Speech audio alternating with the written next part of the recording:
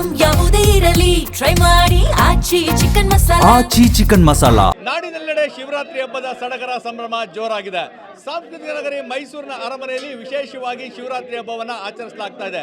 ಇದಕ್ಕೆ ಕಾರಣ ಮೈಸೂರು ಅರಮನೆಯಲ್ಲಿರುವಂತಹ ತ್ರಿನೇಶ್ವರ ದೇಗುಲ. ನಾನೀಗ ತ್ರಿನೇಶ್ವರ ದೇಗುಲದಲ್ಲಿದ್ದೇನೆ. ನೀವು ನೋಡ್ತಾ ಇರ್ಬೋದು, ತ್ರಿನೇಶ್ವರ ದೇಗುಲದ ವಿಶೇಷತೆ ಅಂತ ಹೇಳಿದ್ರೆ ಚಿನ್ನದ ಮುಖವಾಡ.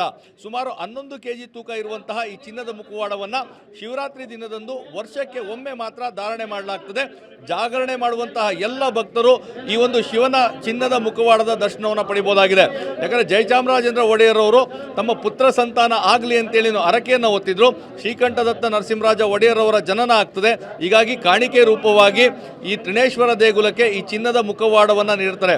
ಸಾಕಷ್ಟು ಆಕರ್ಷಕವಾಗಿರುವಂತಹ ಚಿನ್ನದ ಮುಖವಾಡ, ಶಿವನ ಮಂದಹಾಸದ ರೂಪವನ್ನು ನೋಡಲಿಕ್ಕೆ ತ್ರಿನೇಶ್ವರ ದೇಗುಲಕ್ಕೆ ಪ್ರತಿ ವರ್ಷವೂ ಸಹ ಶಿವರಾತ್ರಿಯ ದಿನ ಲಕ್ಷಾಂತರ ಸಂಖ್ಯೆಯಲ್ಲಿ ಭಕ್ತರು ಆಗಮಿಸ್ತಾರೆ.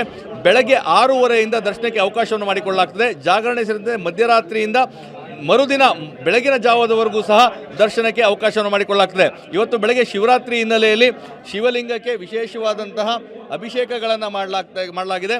ಜೊತೆಗೆ ಶಿವನಿಗೆ ವಿಶೇಷವಾದಂತಹ ಪೂಜಾ ಕೈಂಕರ್ಯಗಳನ್ನು ನೆರವೇರಿಸಲಾಗಿದೆ. ಬೆಳಗ್ಗೆಯಿಂದ ರಾತ್ರಿವರೆಗೂ ಸಹ ಪ್ರಸಾದ ವಿನಿಯೋಗವನ್ನು ಮಾಡಲಾಗ್ತದೆ. ಹೀಗಾಗಿಯೇ ಭಕ್ತರು ಸಾಕಷ್ಟು ಸಂಖ್ಯೆಯಲ್ಲಿ ಬೆಳಗಿನ ಜಾವದಿಂದಲೂ ಸಹ ಆಗಮಿಸುವಂತಹ ಕೆಲಸವನ್ನು ಮಾಡಿದ್ದಾರೆ. ಸೊ ಬೆಳಗ್ಗೆಯಿಂದ ಸರತಿ ಸಾಲಿನಲ್ಲಿ ನಿಂತು ದರ್ಶನ ಪಡೆಯುವಂಥ ಕೆಲಸವನ್ನು ಮಾಡ್ತಾ ಇದ್ದಾರೆ. ನೀವು ನೋಡ್ತಾ ಇರ್ಬೋದು, ತ್ರಿನೇಶ್ವರ ದೇಗುಲದ ಆವರಣದಲ್ಲಿ ಸಂಪೂರ್ಣವಾಗಿ ಭಕ್ತರು ಜಮಾಯಿಸಿರುವಂಥದ್ದು. ಬೆಳಗ್ಗೆ 4 ಗಂಟೆಯಿಂದ ಸರತಿ ಸಾಲಿನಲ್ಲಿ ನಿಂತು ಶಿವನ ದರ್ಶನವನ್ನು ಪಡೆಯುವಂತಹ ಕೆಲಸವನ್ನು ಮಾಡಿದ್ದಾರೆ. ಮತ್ತು ಈಗ ಅಂದರೆ ಈ ಶಿವಲಿಂಗಕ್ಕೆ ಈ ಒಂದು ಚಿನ್ನದ ಮುಖವಾಡವನ್ನು ಧಾರಣೆ ಮಾಡಲಾಗ್ತದೆ. ಇದರ ಬಗ್ಗೆ ಅಂದರೆ ಇದರ ವಿಶೇಷತೆ ಏನು, ಈ ಬಗ್ಗೆ ಮಾತಾಡಲಿಕ್ಕೆ ಇಲ್ಲಿನ ಅರ್ಚಕರಾದಂತಹ ಸ್ಕಂದ ನಮ್ಮ ಜೊತೆಗಿದ್ದಾರೆ. ಶಿವರಾತ್ರಿ ಎಲ್ಲ ಕಡೆ ಆಚರಣೆ ಆಗ್ತದೆ, ಆದರೆ ಮೈಸೂರಿನ ಅರಮನೆಯಲ್ಲಿ ತ್ರಿನೇಶ್ವರದಲ್ಲಿ ವಿಶೇಷವಾಗಿ ಆಚರಣೆ ಆಗುತ್ತೆ. ಏನಿದೆ ವಿಶೇಷ? ವಿಶುದ್ಧ ಜ್ಞಾನದೇಹಾಯ ತ್ರಿವೇದಿ ದಿವ್ಯಚಕ್ಷುಷೆ ಶ್ರೇಯ ಪ್ರಾಪ್ತ ನಿಮಿತ್ತಾಯ ನಮಃ ಸೋಮಾರ್ಧಧಾರಿಣೆ. ಶಿವರಾತ್ರಿ ಎಂಬತಕ್ಕಂತಹದ್ದು ವರ್ಷದಲ್ಲಿ ಬರತಕ್ಕಂತಹ ಒಂದು ಮಹಾ ಹಬ್ಬಗಳಲ್ಲಿ ಒಂದು ಹಬ್ಬ, ವ್ರತ. ಮಾಸೇತು ಕರ್ತವ್ಯಂ ಮಾಘ ಮಾಸೇ ಪ್ರಶಸ್ತಯೇತ್ ಅಂತ 12 ತಿಂಗಳಿಗೂ ಸಹ ಶಿವರಾತ್ರಿ ಬರುತ್ತೆ. ಆದರೆ ಅದರಲ್ಲಿ ಮಾಘ ಮಾಸದಲ್ಲಿ ಬರತಕ್ಕಂತಹ ಶಿವರಾತ್ರಿ ಎಂದು ಅಂದರೆ ಅಮಾವಾಸ್ಯೆಯ ಹಿಂದಿನ ದಿನ ಬರತಕ್ಕಂತಹದ್ದು. ಆ ದಿನ ಶಿವನನ್ನು ಆರಾಧನೆ ಮಾಡಿದರೆ ವರ್ಷ ಪೂರ್ತಿ ಶಿವನನ್ನು ಆರಾಧನೆ ಮಾಡಿದ ಫಲ ಸಿಗತ್ತೆ ಅಂತ ನಂಬಿಕೆ. ಶಿವರಾತ್ರಿಯಿಂದಲೇ ಬೆಳಗ್ಗೆಯಿಂದ ಯಾವ್ಯಾವ ಪೂಜೆಗಳಾಗಿದೆ, ಏನೆಲ್ಲ ಅಭಿಷೇಕಗಳಾಗಿದೆ ಅಂತ? ಬೆಳಿಗ್ಗೆ 4:15 ಗಂಟೆಯಿಂದಲೇ ದೇವರಿಗೆ ಸಂಕಲ್ಪ, ಲೋಕ ಕಲ್ಯಾಣಕ್ಕಾಗಿ ದೇವರನ್ನು ಪ್ರಾರ್ಥನೆಯನ್ನು ಮಾಡಿ ಸಂಕಲ್ಪ ಮಾಡಿ ಗಣಪತಿ ಪೂಜೆ, ಪುಣ್ಯಾಹ, ಪಂಚಗವ್ಯ ಇತ್ಯಾದಿಗಳು ಮಾಡಿ ಲಘುನ್ಯಾಸಪೂರ್ವಕವಾಗಿ ಏಕವಾರ ರುದ್ರಾಭಿಷೇಕ, ಪಂಚಾಮೃತಾಭಿಷೇಕ, ಅದಾದ ನಂತರ ದೀಪಾರಾಧನೆ ಮಾಡಿ ದೇವರಿಗೆ ಮಂತ್ರಪುಷ್ಪವನ್ನು ಸಮರ್ಪಣೆ ಮಾಡಿ ಪೂಜೆಯನ್ನು ಮುಗಿಸಿದ್ದೀವಿ. ಅಲಂಕಾರದ ವಿಶೇಷತೆಗಳೇನಿದೆ? ಒಂದು ಚಿನ್ನದ ಮುಖವಾಡ ಜೊತೆಗೆ ಹೂವಿನ ಅಲಂಕಾರಗಳೆಲ್ಲ ಪ್ರತಿ ಏನು ಅಂದರೆ ವಿಶೇಷವಾಗಿ ಶಿವನಲ್ಲಿ 3 ವಿಧ: ಸಗುಣ, ನಿರ್ಗುಣ ಅಂತ. ನಿರ್ಗುಣ ಅಂದರೆ ಲಿಂಗ ರೂಪದಲ್ಲಿ ಇರತಕ್ಕಂತಹದ್ದು. ಅದನ್ನು ನೋಡಿದರೆ ನಮಗೆ ಶಿವನ ಮುಖ, ಕೈ, ಕಾಲು ಇತ್ಯಾದಿ ಭಾವನೆಗಳೆಲ್ಲ ಸಿಗೋದಿಲ್ಲ. ಸಗುಣ ಅಂದರೆ ರೂಪದಲ್ಲಿ, ಅಂದರೆ ಚಂದ್ರಶೇಖರಾದಿ ಮೂರ್ತಿಗಳು, ಹೀಗೆ ಈಶ್ವರನ ಕೈಯಲ್ಲಿ ತ್ರಿಶೂಲ ಇದೆ ಅಂತ ನಮಗೆ ರೂಪ ಭಾವನೆ ಬರುತ್ತೆ. ಸಗುಣ, ನಿರ್ಗುಣ ಅಂದರೆ ಲಿಂಗದಲ್ಲಿ ಮುಖ ಇತ್ಯಾದಿಗಳಿಂದ ಮಾಡೋದ್ರಿಂದ ಲಿಂಗನ ರೂಪ, ಶಿವನ ರೂಪವನ್ನು ತಿಳಿಯೋದಕ್ಕೆ ಒಂದು ವಿಶೇಷ. ಅದೇ ರೀತಿಯಾಗಿ ಚಿನ್ನದ ಕೊಳಗವನ್ನು ಧಾರಣೆ ಮಾಡಿ ಶಿವನ ರೂಪವನ್ನು ದರ್ಶನ ಮಾಡ್ತಕ್ಕಂಥದ್ದು ಪುಣ್ಯ. ಈಗ ಚಿನ್ನದ ಕೊಳಗದಲ್ಲಿ ನೋಡೋದಾದ್ರೆ ಒಂದು ಕಡೆ ಆ ಕರ್ಣ ಕುಂಡಲಗಳಿರ್ಬೋದು, ಅಥವಾ ಚಂದ್ರ ಅಥವಾ ಗಂಗೆ, ಇದರ ವಿಶೇಷತೆಗಳೇನು?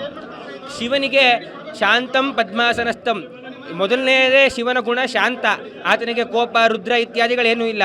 ಅವನು ಅಘೋರವಾಗಿಲ್ಲ, ಅವನು ಶಾಂತವಾಗಿದ್ದಾನೆ. ಆ ಮಂದಹಾಸ ಮುಖ ಅವನಿಗೆ ವಿಶೇಷವಾಗಿ ಎಲ್ರಿಗೂ ಒಂದೇ ಥರ ಕಿವಿಗೆ ಓಲೆ ಹಾಕೋತೀವಿ. ಆದರೆ ಈಶ್ವರನಿಗೆ ಒಂದು ಕಡೆ ಕರ್ಣಕುಂಡಲ, ಇನ್ನೊಂದು ಕಡೆ ತಾಟಂಕ ಅಂತ ಬರುತ್ತೆ. ಅದಾದ ನಂತರ ಜಟೆಯಲ್ಲಿ ಗಂಗೆಯನ್ನು ಕರಂಟ ಮುಕುಟ ಅನ್ವಿತಂ ಅಂತ, ಅಂದರೆ ನಾವು ಹೇಗೆ ಒಂದು ಬೀಗವನ್ನು ಕಟ್ತೀವೋ ಆ ರೀತಿಯಾಗಿ ಬೀಗದ ಥರ ಕೂದಲನ್ನು ಕಟ್ಟಿ ಅಲಂಕಾರನಾಗಿರ್ತಾನೆ ಈಶ್ವರ.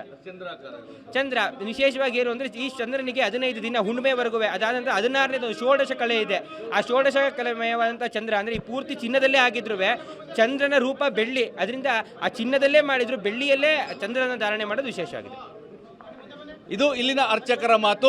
ಶಿವರಾತ್ರಿಯ ದಿನ ವಿಶೇಷವಾಗಿ ಶಿವನಿಗೆ ಅಲಂಕಾರವನ್ನು ಮಾಡುವಂಥದ್ದು, ಅದರಲ್ಲೂ ಲಿಂಗದಕ್ಕೆ ಒಂದು ಚಿನ್ನದ ಮುಖವಾಡವನ್ನು ಧಾರಣೆ ಮಾಡುವಂಥದ್ದು ಅಪರೂಪದಲ್ಲಿ ಅಪರೂಪ. ಜೊತೆಗೆ ನಾಡಿನ ಸುಭಿಕ್ಷೆಗಾಗಿ ಪ್ರಾರ್ಥನೆಯನ್ನು ಸಲ್ಲಿಸಲಾಗಿದೆ. ಎಲ್ಲೆಡೆ ಶಾಂತಿ ನೆಲೆಸಲಿ, ಎಲ್ಲರಿಗೂ ಆರೋಗ್ಯವನ್ನು ಶಿವ ಕರುಣಿಸಲಿ ಅನ್ನೋದೇ ಎಲ್ಲರ ಆಶಯವಾಗಿದೆ. ಕ್ಯಾಮ್ರಾ ಪರ್ಸನ್ ರಘು ಜೊತೆ ರಾಮ್, TV9 ಮೈಸೂರು.